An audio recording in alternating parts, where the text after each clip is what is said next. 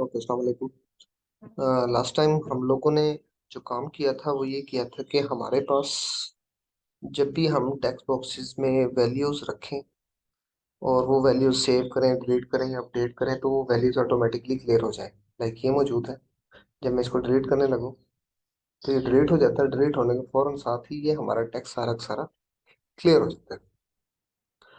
अब हम लोग क्या करने चाह रहे हैं? अब हम इनको वैलिडेट करने जा रहे हैं।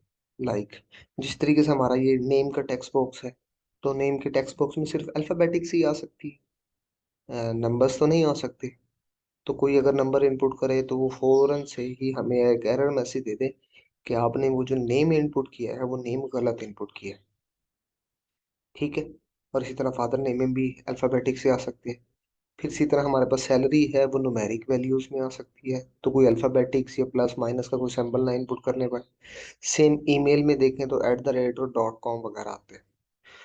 तो इन चीज़ों को हैंडल करने के लिए हम लोग रेगुलर एक्सप्रेशंस का यूज़ करते हैं। तो रेगुलर एक्सप्रेशंस के बारे में तो आप लोग जानते हैं अपने थ्योरी ऑफ ऑटोमेटा और कंपाइलर कंस्ट्रक्शंस में इसका बेसिक आइडिया भी लिया हुआ है। तो अब हम उनको यूज़ करने जाएंगे और उनको यूज़ करके हम इन टेक्स्ट बॉक्सेस को वैलिडेट करेंगे। अगर अकॉर्डिंग टू सिंटैक्स हमारे पास चीज़ें आ गई, मतलब जो हमें इनपुट्स रिक्वायर्ड है, तो ठीक है। अदरवाइज वो उसको इनपुट करने नहीं देगा। ठीक है। तो सबसे पहले हम लोग ईमेल की वैलिडेशन कर लेते हैं, और इस वैलिडेशन के लिए ना मैंने यहाँ पर ऑलरेडी कुछ रेगुलर एक्सप्रेशंस बना के रख ली। लाइक जैसे ये रेगुलर एक्सप्रेशन जो है ना, ये आपकी CNIC के लिए।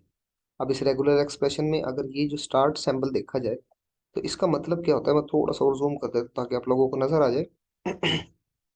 इसका मतलब है कि सिंबल यहाँ से स्टार्ट होगा और उसके अंदर डिजिट्स हो, उसकी स्ट्रेंथ कितनी हो, 5 हो, लेंथ 5 हो डिजिट्स की। और फिर क्या आ जाए, आपका ये माइनस सैंपल आ जाए। हम CNIC के 5 डिजिट्स के बाद माइनस सैंपल लगाते हैं, फिर उसके बाद क्या आ जाए, 7 डिजिट्स आ जाए। फिर हमारे पास क्या है, फिर माइनस का सैंपल हो और फिर उसके बाद 1 डिजिट। तो इस तरीके से हमारा एक CNIC बनता है। सेम इसी तरीके से अगर मैं इस पैटर्न की बात करूं तो हमारे पास ये नंबर्स के लिए कि उस टेक्स्ट बॉक्स में सिर्फ नंबर्स हो। अब ये स्टार्टिंग सैंपल का मतलब है कि 0 to 9 वैल्यू हमारे पास होनी चाहिए। और स्टैरिक का मतलब एम्प्टी भी हो सकता है, मतलब 0 to 9 कुछ भी ना हो। और हालांकि हम अब प्लस और स्टैरिक दोनों का मतलब आप लोगों को पता है। फिर उसके फौरन बाद क्या आ जाए, डॉट आ जाए। और उसके साथ अगर फिर हमारे पास 0 to 9 में से कोई ना कोई डिजिट हो, जैसे 3.9, 3.5, इस तरीके से स्टैरिक मीन्स एम्प्टी भी हो सकता है। ठीक है। और ये हमारे पास लास्ट में जो डॉलर सिंबल लगा हुआ है, तो इसका मतलब हमारे पास क्या होता है कि यहाँ पर हमारी रेगुलर एक्सप्रेशन एंड हो रही है। सेम इसी तरीके से ईमेल की वैलिडेशन के लिए हम लोगों ने लिखा है कि हमारे पास ईमेल के स्टार्ट जहाँ से, जैसे मैं लिखता हूँ रजा, तो सेम इसी तरह उसमें अल्फाबेटिक्स भी हो सकते हैं, कैपिटल लेटर्स, उसमें स्मॉल लेटर्स भी हो सकते हैं, 0 to 9 सिंबल भी हो सकता है। उसमें हमारे पास ये डॉट भी मेंशन किया हुआ, यूज करना आपकी मर्जी। ये हमारे पास अंडरस्कोर भी हो सकता है, परसेंटेज का सिंबल भी हो सकता है, प्लस भी हो सकता है, माइनस भी हो सकता है। फिर ये प्लस सिंबल का मतलब क्या होता है, इनमें से कुछ ना कुछ होना लाजमी है।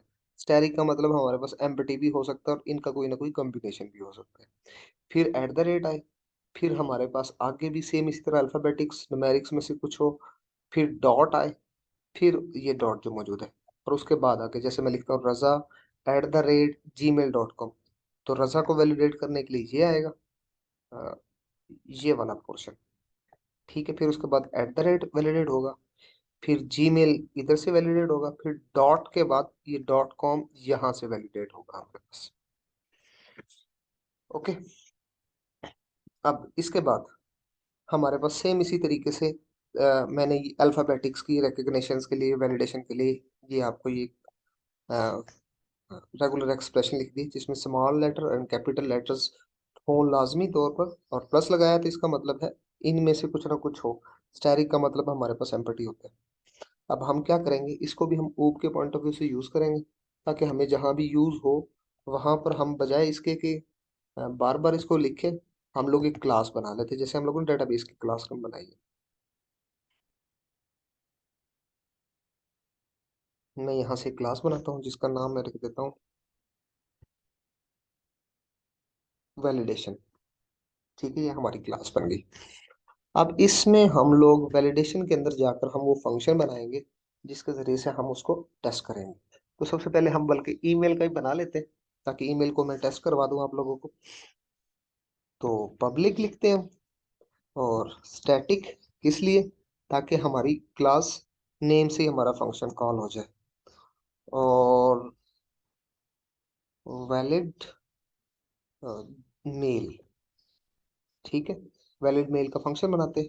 इसके अंदर हम एक स्ट्रिंग रिसीव करेंगे। स्ट्रिंग, मैं txt लिख देता हूँ नाम उसका। और स्टैटिक के साथ ना मैं बुलियन पास करता हूँ। बुलियन किस लिए, ताकि ट्रू एंड फॉल्स में हमारे पास हम रिजल्ट रख सकें। और यहाँ पर ना हमें एक लाइब्रेरी भी इंक्लूड करनी पड़ेगी रेगुलर एक्सप्रेशंस को कॉल करने के लिए। तो using system dot text dot regular expressions, ठीक है। अब देखें, अब यहाँ पर ना हमें सबसे पहले पैटर्न बनाना है, तो मैं पैटर्न डायरेक्टली यहाँ से उठा लेता हूँ। ये हमारा ईमेल का पैटर्न है, मैं इसको same as it is copy कर लेता हूँ और यहाँ पर मैं इसको पेस्ट कर देता हूँ। ये हमारी ईमेल बन गई, पैटर्न आ गया हमारे पास। अब इसके बाद हमें क्या करना है, रिटर्न करना है किसको, regular expression dot is match. Is match किससे हो, अब देखो सबसे पहले उसने यहाँ पर मैसेज भी दिया। पहले हमारी इनपुट, इनपुट हमारी रही टेक्स्ट, कॉमा, फिर हमारी पैटर्न, ये हमारा पैटर्न मौजूद है, ठीक है। अब ये क्या करेगा, ये ट्रू एंड फॉल्स में रिजल्ट देता है। अगर पैटर्न मैच हो गया तो ट्रू रिटर्न कर देगा, और अगर पैटर्न मैच नहीं हुआ तो फॉल्स रिटर्न कर देगा। अब इसके बाद जाकर हमें क्या करना है, हम एम्प्लॉय के टेबल पर जाकर ना वैलिडेशन कर लेते हैं। मैं इस पर क्लिक करता हूँ, ये हमारे पास आ गया। अब ये ईमेल मौजूद है, तो इसका हमने क्या करना है, वैलिडेशन करनी है। तो मैं टेक्स्ट बॉक्स पर जैसे क्लिक करूंगा ना तो उसका टेक्स्ट चेंज इवेंट कॉल हो जाए, ड्रॉ हो जाएगा हमारे पास, ठीक है, टेक्स्ट चेंज इवेंट। तो इसके अंदर मैं क्या करता हूँ, स्ट्रिंग, एक स्ट्रिंग ले लेते हैं str के नाम से, is equal to txt email dot text, ठीक है। ये हमारे पास रिसीव हो। अब उस फंक्शन को यूज करते हैं किसमें, इफ एल्स में, क्योंकि मैच होगी तो हमने काम करना है, अगर मैच नहीं हुई तो हमने फिर भी बताना है।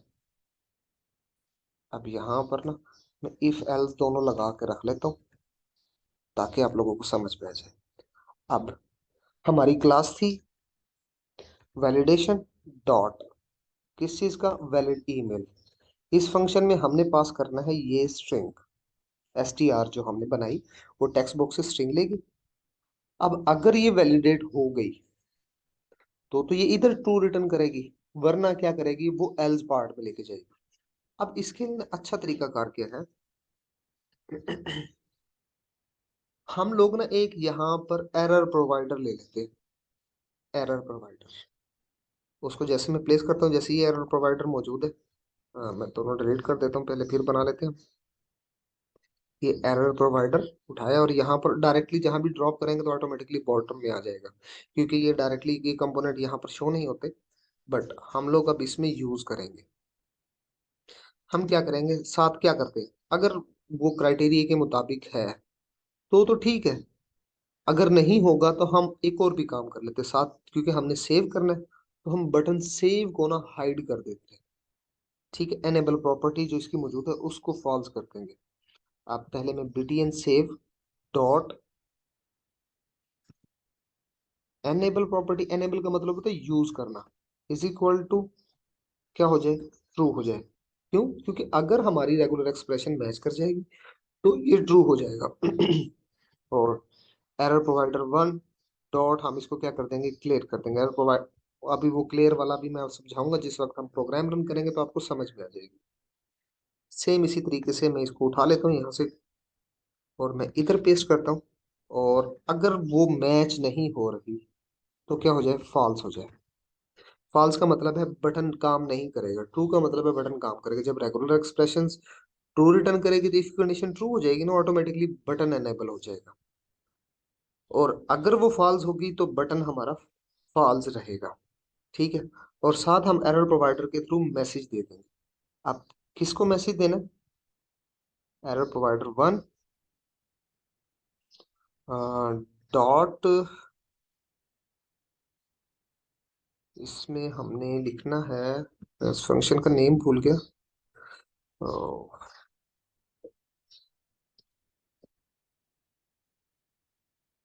डॉट सेट एरर, और इसमें उस टेक्स्ट बॉक्स का नेम टेक्स्ट मेल, और साथ वो मैसेज हम यहाँ पर लिख देते हैं, इन वैलिड ईमेल।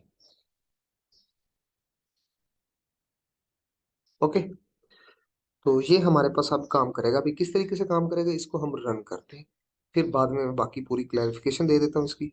ओके, लास्ट में मैं सेमी कॉलन लगाना भूल गया हूँ, मैं सेमी कॉलन लगा देता हूँ। देन हम लोग रन करते हैं, still error, okay okay okay, sorry bracket close भी नहीं की गई। अब ये देखिएगा, हमने फिलहाल ईमेल पर लगाया।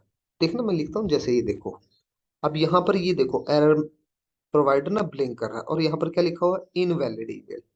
और इसी तरह बटन सेव देखो, इस पर ये काम नहीं कर रहा जब तक पूरा स्टैंडर्ड मैच नहीं होगा, @gmail.com। ठीक है, अब वो देखो एरर प्रोवाइडर भी रिमूव हो गया और ये बटन भी आ गया हमारे पास। ठीक है, तो इस तरीके से हम लोग सैलरी, फादर नेम, नेम, इन सारी चीजों को वैलिडेट कर सकते हैं। इसका फायदा क्या होगा, अगर अकॉर्डिंग टू हमारी जो नीड है उसी के मुताबिक की टेक्स्ट बॉक्स में वैल्यू आई तो ठीक है, वरना नहीं। ये हमारे पास ना रेगुलर एक्सप्रेशन की ना पावर्स है जिसकी बेस पर हम लोग ये काम कर सकते हैं। अब सेम इसी तरीके से वैलिडेशन के अंदर ना, मैं इसी फंक्शन को अब मैं थोड़ा सा क्लियर कर देता हूँ पहले, फिर हम बाकी काम करते हैं। हम लोगों ने एक फंक्शन बनाया, ठीक है, जो क्या करेगा, एक रेगुलर एक्सप्रेशन की बेस पर इस मैच ना, वो मैच करता है और फिर ट्रू या फॉल्स में रिजल्ट रिटर्न करता है। जिस वक्त हम लोग ये कोड चला रहे थे उस वक्त ना साथ के साथ हमारे पास ये काम चल रहा था। लाइक देखो, जैसे मैंने आर पास किया, टेक्स्ट चेंज इवेंट कॉल हुआ, उसने इस फंक्शन को एक टेक्स्ट भेज दिया, वो इस रेगुलर एक्सप्रेशन के मुताबिक मैच नहीं किया तो इसने फॉल्स रिटर्न कर दिया। जब इसने फॉल्स रिटर्न किया